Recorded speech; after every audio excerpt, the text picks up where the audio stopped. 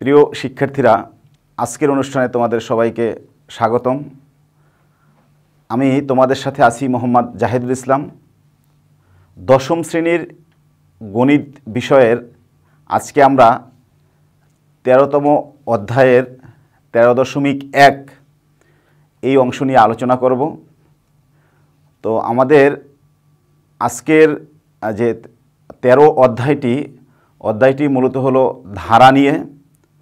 তো আমরা আজকের এই 13.1 এবং অধ্যায় 13 এর প্রাথমিক যে আলোচনা, সেই আলোচনা থেকে তোমরা যা পারবে তা হলো ধারা ও অনুক্রম বর্ণনা করতে পারবে এবং এর পার্থক্য নিরূপণ করতে পারবে, ধারার প্রকৃতি বা শ্রেণী নির্ণয় করতে পারবে, সমান্তর ধারার নির্দিষ্ট পদ নির্ণয় করতে পারবে। আমাদের এই অধ্যায়টার নাম দেওয়া হয়েছে সসীম ধারা। তো আমরা এই সসীম ধারা বোঝার আগে যে এখানে দুইটা শব্দ, একটা হলো সসীম ধারা, একটা হলো সসীম আর একটা হলো ধারা। তো আমরা ধারা কি সেইটা বুঝবো, কিন্তু এই ধারা জানার আগে আমাদের একটু জেনে নিতে হবে যে অনুক্রম কি। আমি এখানে 3 লিখলাম একটা সংখ্যা, এরপরে আর একটা সংখ্যা লিখলাম আমি 9, এরপরে লিখলাম 27। তো তোমাদের কাছে যদি আমি প্রশ্ন করি যে আমি যে এখানে 3টা সংখ্যা পরপর সাজিয়েছি, এর পরের সংখ্যাটা কি হতে পারে, একটু চিন্তা করো। তো চিন্তা করলেই তুমি পেয়ে যাবা যে পরের সংখ্যাটা আমাদের আসছে। আশা করি তোমরা চিন্তাটা মিলিয়ে নিবা এবং পেরেছো। পরের সংখ্যাটা হলো 81। তো এর পরের সংখ্যাটাও যদি আমাদের প্রয়োজন হয়, তাহলে আমরা সেই পরের সংখ্যাটাও বের করতে পারবো। তো কিভাবে বের করতে পারবো? এখানে যে কোনো একটা পদের সাথে তার পূর্ববর্তী পদ এবং পরবর্তী পদের একটা সম্পর্ক রয়েছে। যদি আমরা এভাবে কতগুলো সংখ্যাকে সাজাই, যেখানে পরপর সাজিয়ে দেখা যাবে যে পূর্ববর্তী পদ এবং পরবর্তী পদের সাথে একটা সম্পর্ক থাকবে, অর্থাৎ নির্দিষ্ট নিয়ম অনুযায়ী হচ্ছে, তাহলে এইরকম সংখ্যার যে পরপর সাজানো যে সেট, সেটাকে আমরা বলবো অনুক্রম। তো অনুক্রমের যে সংখ্যাগুলো আছে, সেই সংখ্যাগুলোকেই যদি আবার আমরা প্লাস চিহ্ন দিয়ে যুক্ত করে দেই, যেমন 3 + 9 + 27 + 81, এভাবে যদি আমরা অনুক্রমের সংখ্যাগুলোকে প্লাস চিহ্ন দ্বারা যুক্ত করে দেই, পদগুলোকে, অনুক্রমের যে পদ থাকে সে পদটাকে আমরা প্লাস চিহ্ন দ্বারা যুক্ত করেছি, তাহলে এই রকম যুক্ত করে যে সংখ্যার যে একটা বিশেষ বিন্যস্ত সংখ্যার আমরা সিরিজ পাই বা বিন্যস্ত একটা সংখ্যা পাই ধারাবাহিকভাবে, এটাকে আমরা বলি ধারা। ধারাকে আমরা বিভিন্ন দৃষ্টিকোণ থেকে ভাগ করতে পারি। যেমন এখানে ধারার পদ সংখ্যা আমি এখানে শেষে ডট ডট দিয়ে রেখেছি, যে মানে এর পদ সংখ্যা নির্দিষ্ট করে বলি নাই, অর্থাৎ এর পদ সংখ্যা কয়টি হবে। তো যদি পদ সংখ্যা নির্দিষ্ট করে দেওয়া থাকে, যেমন এইটাখানে আমি লিখলাম 2, 4, 6, 8, সর্বশেষ 100 লিখলাম, তাহলে এই যে ধারাটা, এই ধারাটার সর্বশেষ পদ হলো 100 আর শুরু হলো 2 থেকে, তাহলে এখানে ধারার পদ সংখ্যা কিন্তু নির্দিষ্ট করা আছে যে কত পর্যন্ত, 100 পর্যন্ত। কিন্তু উপরের যে ধারাটা আমি লিখেছি, এই ধারাটার বক্সের যে ধারাটা, এই ধারার পদ সংখ্যাটা নির্দিষ্ট করা না। যদি পদ সংখ্যা এভাবে নির্দিষ্ট করা থাকে, তাহলে সেই ধারাটা হলো শান্ত বা সসীম ধারা, অর্থাৎ এখানে পদ সংখ্যা নির্দিষ্ট করা আছে। আর যদি পদ সংখ্যা নির্দিষ্ট না থাকে, তাহলে এইটা হলো অনন্ত বা অসীম ধারা। তাহলে আমরা এই ধারার যে পদ সংখ্যার বিবেচনায় ধারাটাকে আমরা 2 ভাগে ভাগ করতে পারি। একটা হলো শান্ত বা সসীম ধারা, অর্থাৎ আরেকটা হলো অনন্ত বা অসীম ধারা। তাহলে এখানে এক পদের সাথে আর এক পদের সম্পর্ক কি আছে, সেই সম্পর্কের বিবেচনায় আবার ধারাকে আমরা বিভক্ত করতে পারি। যেমন দেখো, এইখানে আমরা একটা পদ থেকে আর একটা পদের, যেমন এখানে দ্বিতীয় পদটাকে যদি আমরা প্রথম পদ দ্বারা ভাগ দেই, তাহলে সেটা হলো 4/2, আচ্ছা, তাইলে এখানে আসলো 2 এর আচ্ছা, এখানে আমাদের পরের পদকে যদি ভাগ দেই 6/4, তাইলে এখানে আমাদের 2 আসছে না, আসছে হলো 3/2 অর্থাৎ 1.5, অর্থাৎ ভাগফল সমান হয় না। কিন্তু যদি আমরা এটার পার্থক্য বের করি, দেখো এখানে 4 থেকে 2 বাদ দাও 2, 6 থেকে 4 বাদ দাও 2 আসতেছে, এখানেও 8 থেকে 6 বাদ দাও 2 আসতেছে, অর্থাৎ সবসময় যে কোনো পদ ও তার পূর্ববর্তী পদের যে পার্থক্য সেটা একই থাকতেছে। এখানে দেখো যদি তুমি পার্থক্য বের করো, সেটা আসলো হলো 9 থেকে 3 বাদ দাও 6 আসলো, এখানে 27 থেকে 9 বাদ দাও 18 আসলো, তাইলে এখানে দেখা যায় যে পার্থক্য 1 আসছে না। কিন্তু এখানে কি হয়, যদি আমরা 9কে 3 দিয়ে ভাগ দেই তাইলে আসতেছে আমাদের 3, আবার 27কে যদি 9 দিয়ে ভাগ দাও, 27কে 9 দিয়ে ভাগ দাও তাইলে আসতেছে 3, অর্থাৎ এই ক্ষেত্রে দেখা যায় যে যে কোনো পদ ও তার পূর্ববর্তী পদের অনুপাত সমান থাকতেছে। যদি কোনো ধারার পাশাপাশি দুইটা পদের অর্থাৎ পূর্ববর্তী পদ, যে কোনো পদ ও তার পূর্ববর্তী পদের পার্থক্য সমান হয়, তাহলে সেই ধারাটা হলো কি ধারা, যে সমান্তর ধারা। অর্থাৎ সমান্তর মানে কি, যেখানে অন্তরফল সমান থাকছে, আমরা জানি অন্তরফল মানে বিয়োগফল, তো বিয়োগফলটা সমান থাকতেছে, এই জন্য এই ধরনের ধারাকে বলবো সমান্তর ধারা। আর যদি যে কোনো পদ এবং তার পূর্ববর্তী পদের অনুপাত সমান হয়, তাহলে সেই ধারাকে বলবো আমরা কি ধারা, যে গুণোত্তর ধারা। অর্থাৎ এখানে সবসময় দুইটা পদের পাশাপাশি দুইটা পদের ভাগফল মানে পূর্ববর্তী পদ, যে কোনো পদ আর তার পূর্ববর্তী পদের ভাগফলটা সবসময় ধ্রুব থাকে, কনস্ট্যান্ট থাকে, তাইলে এই ধরনের ধারাকে আমরা বলবো কি ধারা, যে গুণোত্তর ধারা। এখন গুণোত্তর ধারার যদি পদ সংখ্যা নির্দিষ্ট থাকে তাহলে সেটা হলো সসীম গুণোত্তর ধারা, আর পদ সংখ্যা যদি অনির্দিষ্ট থাকে তাহলে অসীম গুণোত্তর ধারা। আবার সমান্তর ধারার পদ সংখ্যা যদি নির্দিষ্ট হয় তাহলে সেটা হলো সসীম সমান্তর ধারা, যদি পদ সংখ্যা নির্দিষ্ট না হয় তাহলে সেটা হলো কি অসীম সমান্তর ধারা। তো আমরা সসীম আজকে আমাদের যে আলোচনা, যে 13.1 সেটা হলো সমান্তর ধারা নিয়ে, এবং সেটা সসীম সমান্তর ধারা নিয়ে। অর্থাৎ সমান্তর ধারার আমরা পদ বের করব, সমান্তর ধারা নির্দিষ্ট যে কোনো একটা পদ দেওয়া আছে, যেমন একটা ধারা দেওয়া আছে, এই ধারাটার 20তম পদ কত হবে বা 10তম পদ কত হবে, নির্দিষ্ট পদ বের করতে পারবো। আবার আমরা ধারার যে নির্দিষ্ট সংখ্যক পদের সমষ্টি নির্ণয় করতে পারবো। তাইলে আমরা এতক্ষণ যে আলোচনা করেছি সেটা হলো ধারার বিভিন্ন প্রকৃতি, ধারার যে বিভিন্ন শ্রেণী বিভাগ সেটা নিয়ে। এখন আমরা এই ধারার যে মানে অর্থাৎ নির্দিষ্ট সংখ্যক যে কোনো একটা পদ নির্ণয় করতে পারা অথবা নির্দিষ্ট সংখ্যক পদের সমষ্টি নির্ণয় করতে পারা, এই বিষয়গুলো নিয়ে আমরা আলোচনা করব। ধারা, তো এটা হলো পদের বিবেচনায়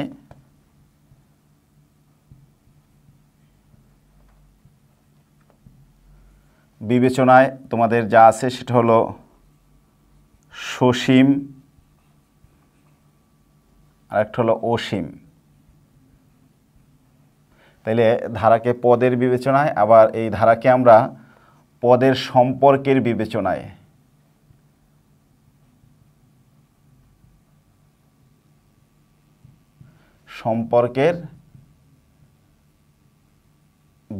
আমরা বলতে পারি সমান্তর আর একটা হলো গুণোত্তর। তো আমাদের এই সমান্তরটা আছে 13.1-এ এবং গুণোত্তর এটা হলো 13.2-এ, এবং এই দুইটাই হলো সসীম সমান্তর এবং সসীম গুণোত্তর। আর যেটা অসীম গুণোত্তর এটা উচ্চতর গণিতে আছে।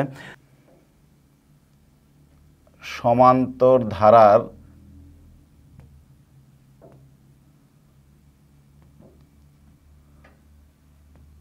সাধারণ পদ নির্ণয়। তো তোমরা এতক্ষণে বুঝে গেছো যে সমান্তর ধারাটা কি। সমান্তর ধারা হলো যার তোমার পদ, যে কোনো দুইটা পদের পাশাপাশি যদি আমরা দুইটা পদের পার্থক্য বের করি সমান হয়, অর্থাৎ যে কোনো পদ এবং তার পূর্ববর্তী পদের পার্থক্য সমান হবে। তাইলে আমরা মনে করি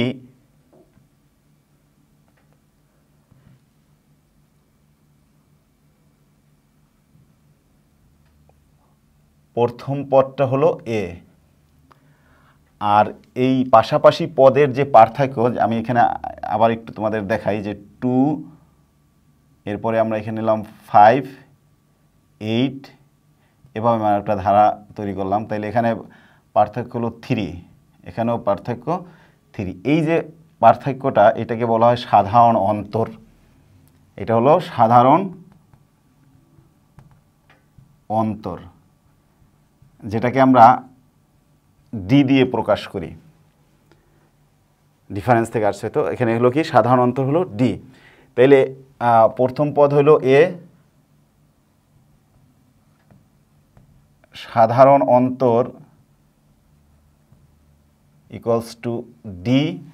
তাহলে আমরা একটা সাধারণ অন্তর যদি ডি হয় আর প্রথম পদ যদি এ হয়, তাহলে আমরা নির্দিষ্ট অর্থাৎ এনতম পদ নির্ণয় করব। এনতম পদ নির্ণয় করতে হবে আমরা। তাহলে এনতম পদটা যদি, এটা আমাদের চাওয়াটা কি চাচ্ছি আমরা সেটা লিখে নিলাম যে আমরা এনতম পদ নির্ণয় করতে চাই। তো এনতম পদ মানে এখানে দেখো 2, 5, 8 তৃতীয় পদ পর্যন্ত দেওয়া আছে। এটা হলো প্রথম পদ, এটা হলো এ দিয়ে প্রকাশ করেছি আমরা। দ্বিতীয় পদ হলো 5। দেখো এই 5 আমরা কিভাবে পেয়েছি, যে 2 এর সাথে 3 যোগ করে দিয়েছি, ফলে কি পেয়েছি 5 পেয়েছি। এরপরে 8 কিভাবে পেয়েছি, 2 + 3 + 3, অর্থাৎ কি যে পার্থক্যটা একবার করে বৃদ্ধি পাচ্ছে, যে এখানে আমরা 3কে একবার যোগ করে পেয়েছি, এখানে পেয়েছি 2 বার যোগ করে। এরপরে যদি আমরা এর পরের পদটা বের করি, তাইলে আরও একবার 3 যোগ করতে হবে, অর্থাৎ এইভাবে আমাদের সামনে আগাতে হবে। তো এখন যদি তোমার 10 বার যদি আমাদের এই ধারাটার মানে 10 নাম্বার পথ বের করতে বলে, তাহলে এইভাবে আমাদের বারবার 3 যোগ করে বের করাটা খুবই ডিফিকাল্ট। এই জন্য আমরা একটা সূত্র প্রতিষ্ঠা করে সেই সূত্রটার মাধ্যমে আমরা দেখতে পারি যে কিভাবে এটা বের করা যায়। তাহলে দেখো আমি আবার এখানে লিখি, প্রথম পদ হলো এ, দ্বিতীয় পদ এ প্লাস ডি, ওই যে দেখো 3 বৃদ্ধি পেয়েছে। তাহলে তৃতীয় যে পদ, সেই পদটা কি হবে, আরও ডি পরিমাণ বৃদ্ধি পাবে, এ প্লাস ডি প্লাস ডি। তাহলে চতুর্থ পদ কি হবে, এ প্লাস ডি আরও ডি পরিমাণ বৃদ্ধি পাবে। যেমন এখানে 3 করে বৃদ্ধি পেয়েছে, তাহলে এখানে ডি পরিমাণ বৃদ্ধি পাচ্ছে। তাহলে এখানে আমরা এটাকে যদি লিখি এ প্লাস 0 × ডি, কারণ এটার সাথে কোনো ডি নাই, 0টা ডি আছে। এখন তুমি 0-র সাথে ডি গুণ করো, 0 হয়ে গেল, এই থাকলো। এইটাকে যদি আমরা লিখি এ প্লাস, তাহলে ডি হলো একটা, তাহলে আমরা লিখতে পারি 1 × ডি। এখানে দেখো এ প্লাস ডি আছে 2বার যোগ, তাহলে এটাকে আমরা এই যোগ করে এভাবে 2d লিখতে পারি, আর এটাকে লেখা যায় এ প্লাস 3d। এখন একটু দেখো যে আমি এইভাবে লেখার কারণটা কি, মানে কি কারণে আমরা এইভাবে লিখলাম। তোমরা যদি দেখো যে এখানে আমাদের প্রথম পদ ডি আছে 0টা, দ্বিতীয় পদ ডি আছে 1টা, তৃতীয় পদ ডি আছে 2টা, চতুর্থ পদ ডি আছে 3টা। অর্থাৎ আমাদের এখান থেকে বোঝা যাচ্ছে যে যতগুলো আমাদের পদ, ডি তার চেয়ে একটা কম আছে। তো সেই জিনিসটাও যদি আমরা ম্যাথমেটিক্যালি এখানে সাজাই, দেখো এটাকে আরও সুন্দরভাবে পদ সংখ্যার সাথে মিলিয়ে লেখা যায় 1 - 1 × ডি। কেন আমি 1 - 1 লিখলাম, এখানে ছিল 0, 0কে 1 - 1 করলে 0ই হয়ে যাবে। এখানে আছে এ প্লাস ডি, তাহলে এ প্লাস ডি এটাকে আমরা লিখতে পারি যে এ প্লাস 2 - 1 × ডি। কেন 2 লিখলাম, দেখো দ্বিতীয় পদ, তার থেকে যদি 1 বাদ দেই তাহলে এই সংখ্যাটা পাওয়া যায়। তাইলে এ প্লাস 3 - 1 × ডি, তৃতীয় পদ আছে 2, তাহলে 3 - 1 মানে 2 × ডি।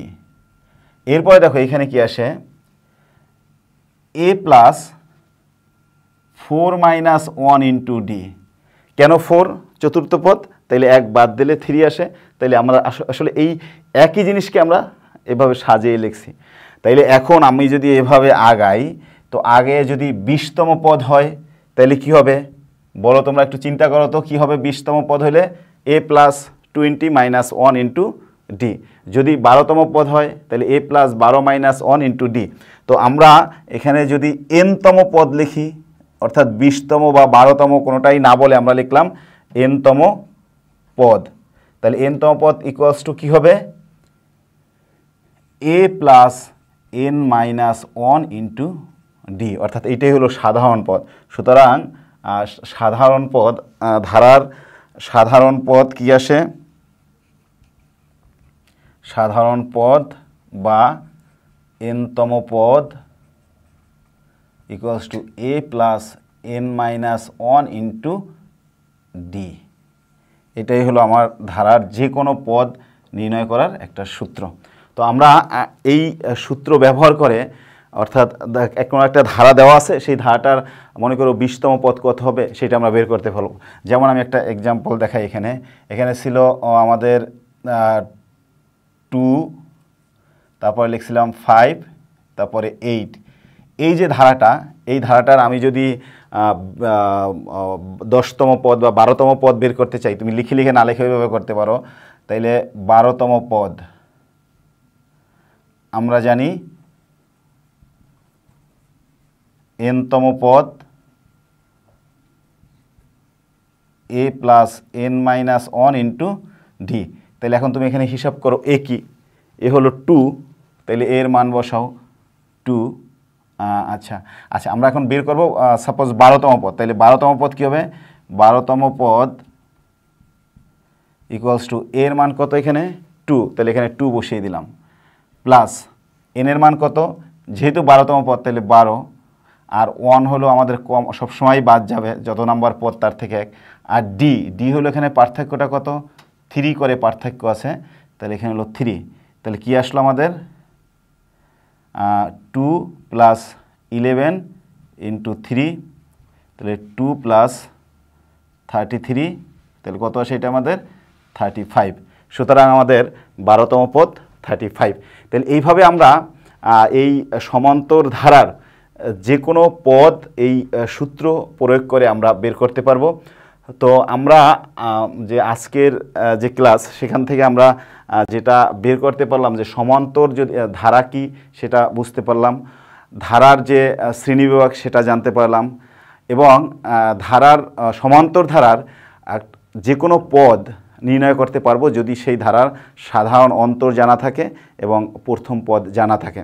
তো তোমাদের এই যে যতটুকু অংশ আমি করিয়েছি, সেই অংশের আলোকে তোমরা SW থাকবে 13.1 থেকে, তোমাদের বইয়ে তোমরা লিখে রাখো অথবা বই থেকে দাগিয়ে নিতে পারো যে তোমাদের 13.1-এর 5, 6 এবং 7 এই তিনটা ম্যাথ করে রাখবা, 5, 6 এবং 7।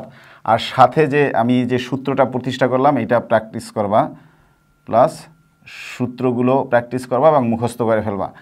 তো আশা করি তোমরা আজকের ক্লাসটা সাকসেসফুলি বুঝতে পেরেছো, মনোযোগী ছিলে, এবং আমি তোমাদের যে কথাগুলো বলেছি সেগুলো মনোযোগ দিয়ে শুনছো। আর তোমাদের যদি কোনো সুচিন্তিত মতামত থাকে সেটা আমাদের ইমেল করে জানাতে পারো, আমরা তোমাদের সেই মতামতগুলোকে প্রাধান্য দিয়ে আলোচনা করব। তো আশা করি সবাই ভালো থাকবে, সুস্থ থাকবে। আজকের মতো বিদায় নিচ্ছি, আল্লাহ হাফেজ।